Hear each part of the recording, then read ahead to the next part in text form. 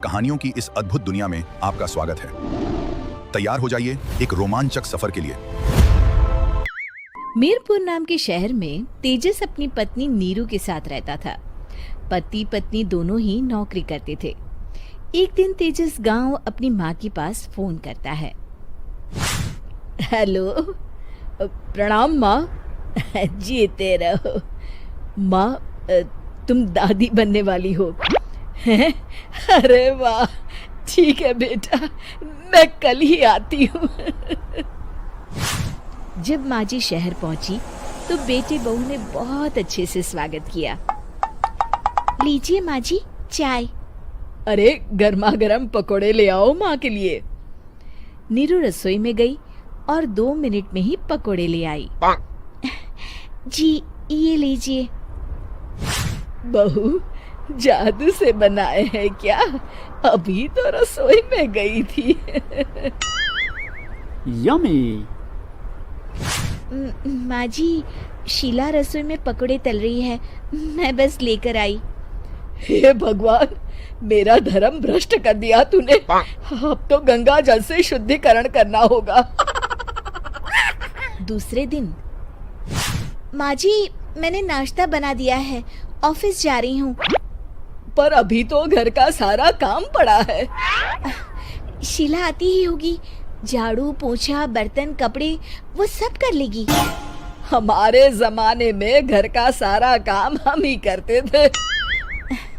जी माँ जी, आप बहुत होशियार हैं, मैं घर ऑफिस दोनों नहीं संभाल पाती।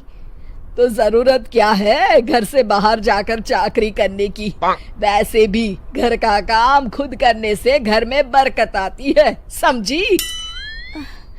पर माँ जी, पर वर कुछ नहीं, इस महीने की पगार मिले फिर ऑफिस बंद है। हाँ। रात को नीरू तेजस से कहती है, सुनिए जी, माँ जी बोल रही थी कि मैं नौकरी छोड़ दूं। वैसे ठीक ही तो है, अभी तुम्हें आराम की जरूरत है।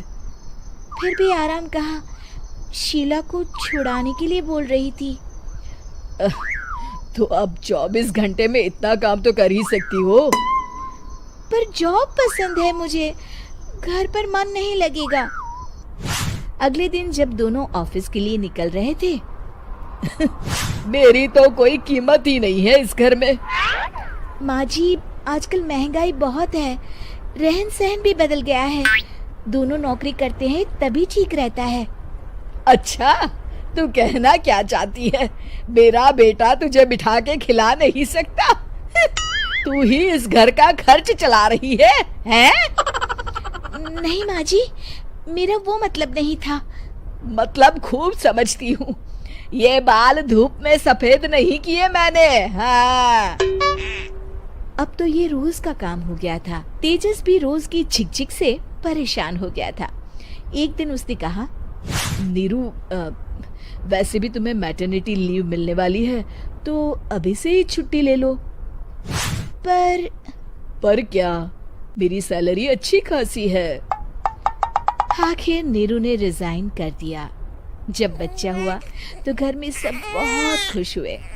कुछ दिनों बाद तेजस फाइल देख रहा था। क्या हुआ तेजस, कुछ परेशान लग रहे हो? हाँ, वो हमारी जितनी सेविंग्स थी वो तो हॉस्पिटल में और छठी के फंक्शन में खत्म हो गई है नीरू।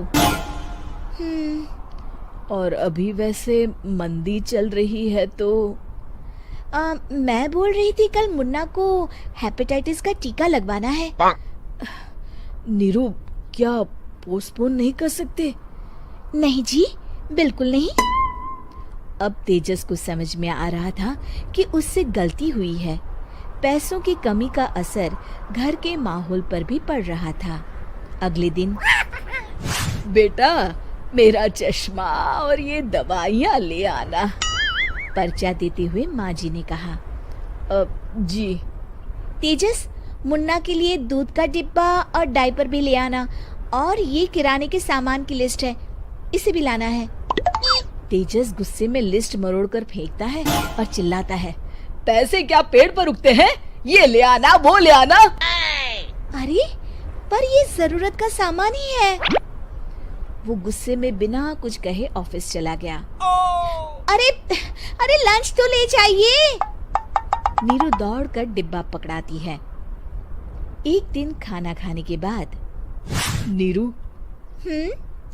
अब तो मुन्ना कुछ बड़ा हो गया, तो अब तुम वापस ज्वाइन कर लो ना जॉब। पर इस रिसेशन में जॉब मिलना बहुत मुश्किल है। ट्राई तो करो। फिर मुन्ना, माँ जी है ना, और एक फुल टाइम मेड भी लगा लेंगे। पर माँ जी, उन्हें तो पसंद नहीं। तभी माँ जी वहाँ आ जाती है और प्यार से नीरू के सर पर हाथ फेरते हुए बोलती है, अब मेरी समझ में आ गया बहू, पहले के और अब के समय में अंतर है। तुम काम शुरू करो, मुन्ना की जिम्मेदारी मेरी। मेरी प्यारी माँ जी। ये कहकर नीरू उनके गले लग गई। शिक्षा, परिवर्तन संसार का नियम है, हमें भी समय के साथ चलना चाहिए। वीवर्स, हिंदी में आपका स्वागत है। वीडियो को लाइक करना ना भूलें, इसे अपने दोस्तों के साथ शेयर करें और सब्सक्राइब करके बेल दबाएं।